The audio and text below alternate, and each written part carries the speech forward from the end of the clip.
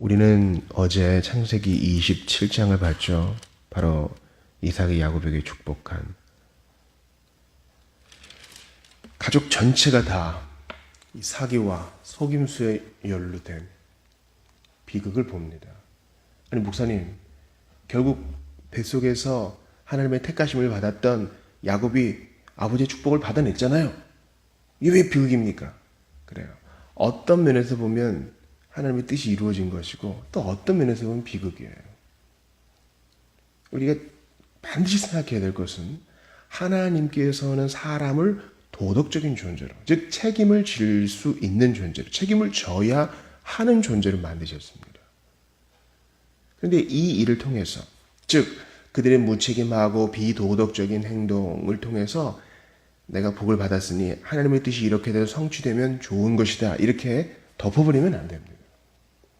우리가 창세기 27장을 결론을 내릴 때 하나님은 모든 인간의 잔머리와 잔꾀와 속임과 상처줌을 통해서라도 그 뜻은, 하나님의 뜻은 절대 꺾여지지 않고 오히려 그들을 무력하게 하시고 그들을 고난 중에 훈련시킨다 할지라도 주의 뜻만은 이루어진다는 겁니다.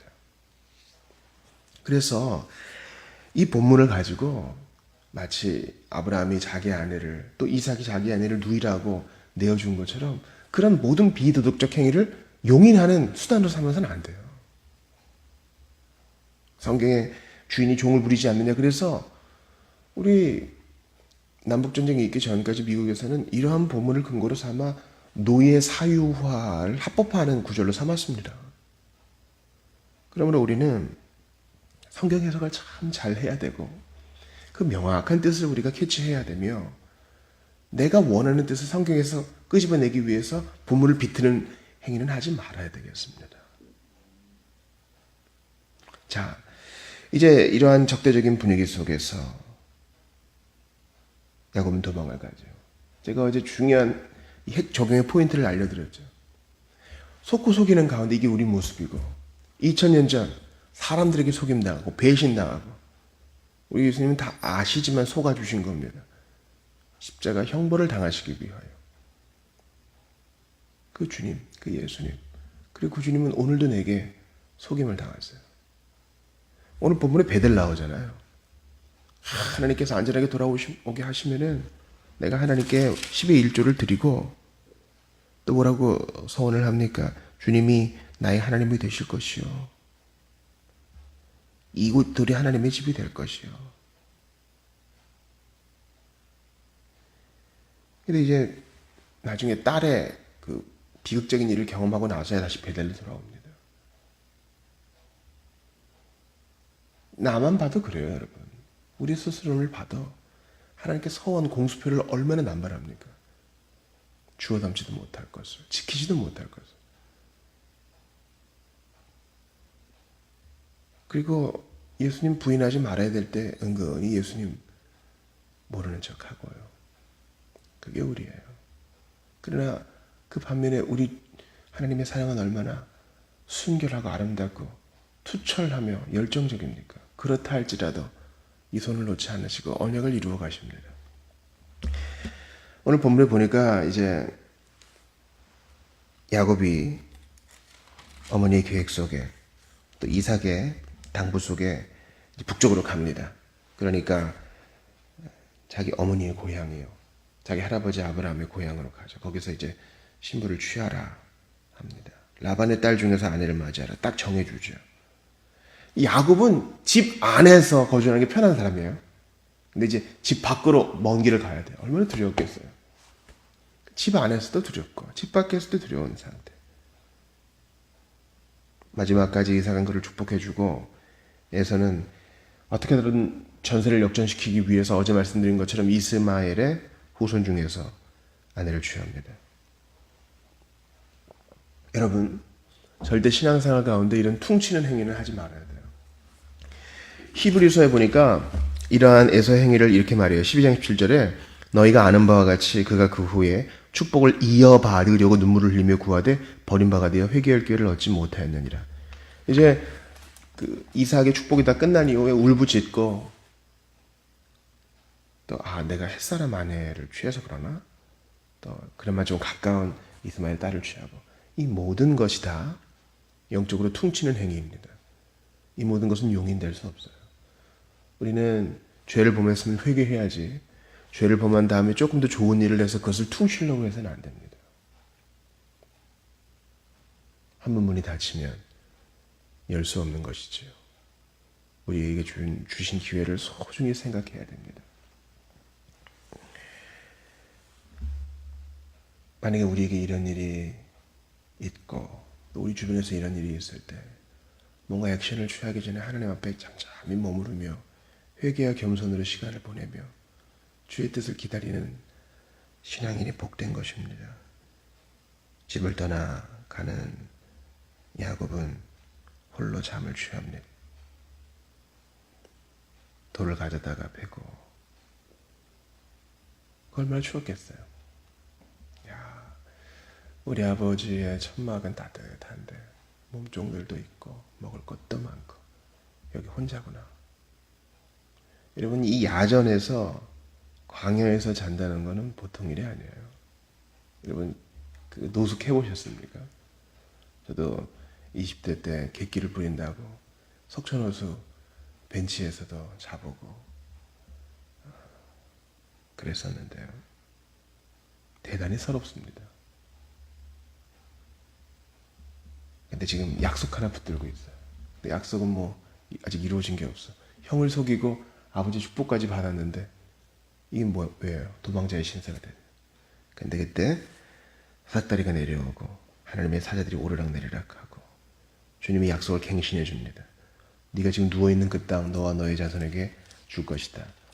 너의 할아버지 아브라함의 하나님 나야. 난 살아있다. 자, 너와 내 자손으로 말미암아 복을 받으리라. 땅의 모든 족속이. 또 임마누엘 너를 절대 떠나지 아니하리라. 이 땅으로 돌아오게 할지라. 그러니까 이제 너와 내 자손으로 말미암아 복을 받으리라. 이 메시아 약속이 갱신되고 야곱에게 주신 현세의 복도 갱신됩니다. 여러분, 하나님의 천사가 오르락내리락. 내가 하나님을 배웠구나. 두렵도다. 하나님의 집이구나. 그래서 베델이라 이름 짓죠. 우리 주님께서 이 이야기를 요한복음 1장 51절에서 하십니다. 자, 우리 주님께서 이보다 더 큰 일을 볼 것이라 나다나엘에게 말씀하시면서 또 이르시되 진실로 진실로 너희에게 이르노니 하늘이 열리고 하나님의 사자들이 인자 위에 오르락내리락 하는 것을 보리라. 여러분, 이 사닥다리는 바로 그리스도이십니다.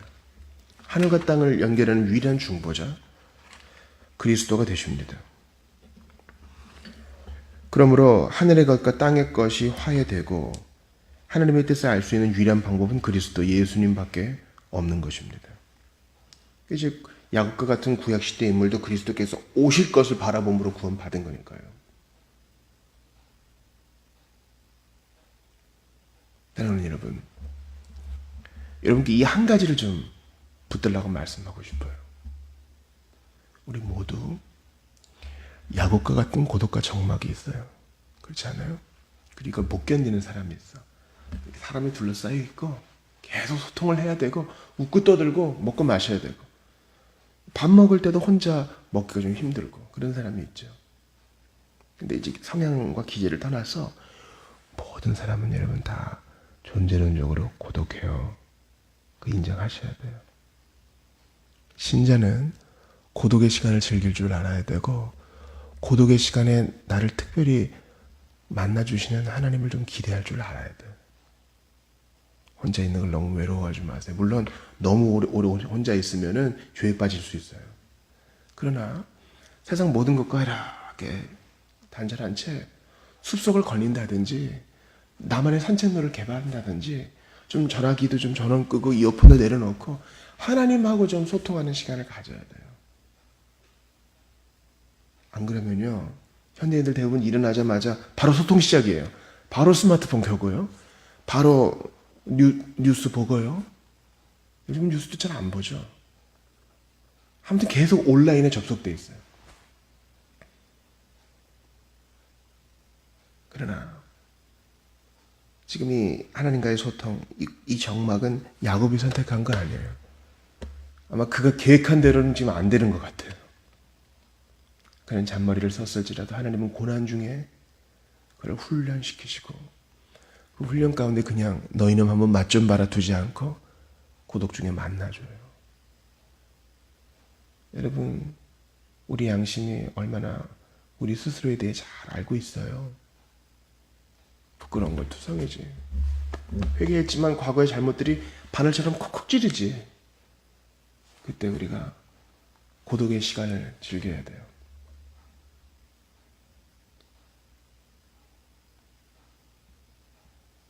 저 역시 홀로 하나님 앞에 서 있을 때마다 얼마나 하나님은 신실하셨는가,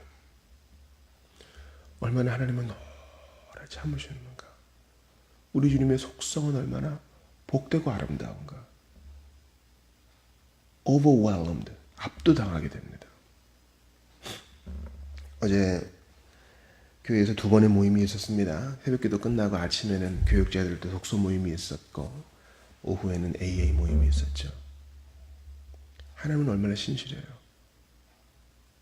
하나님 없이 살 수 있을 것 같은 사람을 회심시켜서 교육의 길에 들어오게 하시고 이 멀리까지 와서 서로 배우고 격려하게 하고. 하나님은 또 얼마나 신실해요. 시설 좋고 교통 편한 곳이 많이 있는데 이곳에 술의 힘으로부터 벗어나고자 하는 사람들을 불러 모아주셔서 서로 격려하게 하시고 서로 위로받게 하시고. 나의 인생은 얼마나 놀라워요. 나 같은 것에게 내가 어떤 놈인지 정말 잘 아는데 주님이 찾아오셔서 사닥다리 보여주셔요. 그리스도를 보여주셔요. 땅에 속한 내가 하늘의 것에 귀 기울이고 거기에 압도될 수 있는 사닥다리 그리스도밖에 없는 걸 알게 하시고 그리스도를 너무 좋아하게 만드시고 그리스도의 매력에 빠지게 하시고 이 신앙에 목숨을 걸게 하는 것입니다.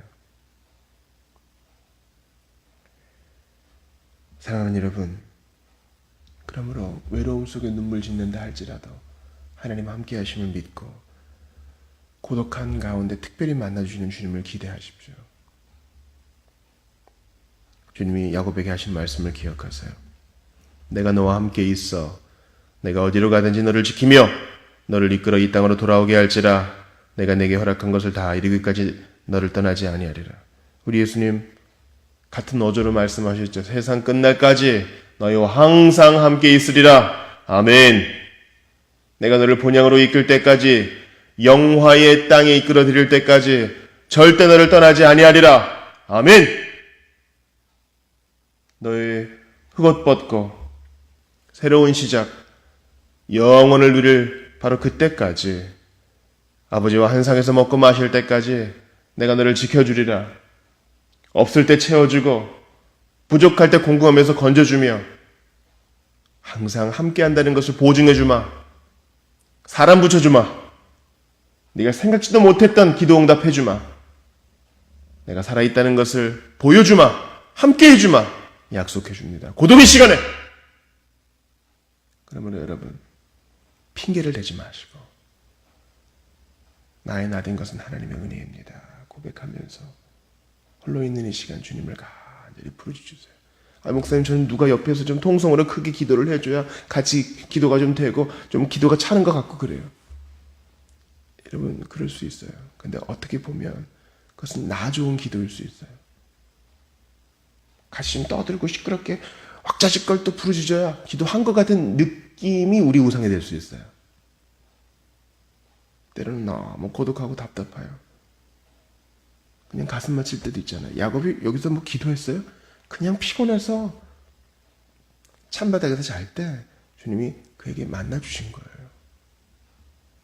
그러므로 지금 내가 여기까지 오게 된 거 나는 수많은 넘어짐과 실수와 잔꾀가 있었지만 주님은 신실하셔서 예수를 알게 하셨고 오늘도 그 믿음으로 살게 하신다. 믿음으로 모든 고난을 헤쳐 이겨나가는 여러분들 다 되시기를 바랍니다. 오늘 우리 GP 선교회를 위해서 기도했으면 좋겠습니다. 특별히 우리 본부 사역 선교사님들을 위해서 기도할 수 있기를 바랍니다. 우리 경의영 양희윤 선교사님을 위해서 훈련은 국제부원장님이신데 1월 8일부터 5월 26일까지 수습선교사 훈련의 진행과 맡은 강의를 위해서 스태프들의 팀워크를 위해서 MK 교육을 담당하는 양희윤 선교사를 위해 자원봉사자 선생님이 구해지도록 기도해 주시고요. 세연이가 한 학기를 잘 마침에 감사합니다. 한냉 알러지가 생겼는데 회복할 수 있도록 여러분 기도해 주시기를 바랍니다. 우리 기도합시다. 주께 감사합니다. 저희는 야곱과 같은 사람입니다. 잔머리를 쓰고 잔꾀를 굴리고 하나님 앞에 신실하지 못했던 적이 너무나 많았습니다. 그럼에도 불구하고 사닥다리 보이신 하나님, 저희에게도 그리스도를 믿게 하시고 먼저 나타나셔서 손 내밀어 주셨나이다. 감당하지 못할 약속을 주셨나이다. 인생이 고독하다 할지라도 복되신 그리스도, 주권적인 하나님의 은혜를 믿고 참아 인내하고 기다리는 일에 부족함이 없도록 저희를 모두 붙들어 주시옵소서. 이 일이 이루기까지, 너를 향한 나의 사명 이루기까지 절대 너를 떠나지 않겠다 말씀하신 주님의 언약이 위로가 됩니다. 저에게도 동일하게 말씀하시니 이 말씀 붙들고 오늘도 살아갑니다. 함께하여 주시옵소서. 추위 가운데 고생하는 영혼들 불쌍히 여겨주시고 밀양에서의 재해가 속히 잘 회복될 수 있도록 우리 하나님 배나 역사하여 주시옵소서. 우리 구주 예수님의 이름으로 기도하옵나이다. 아멘.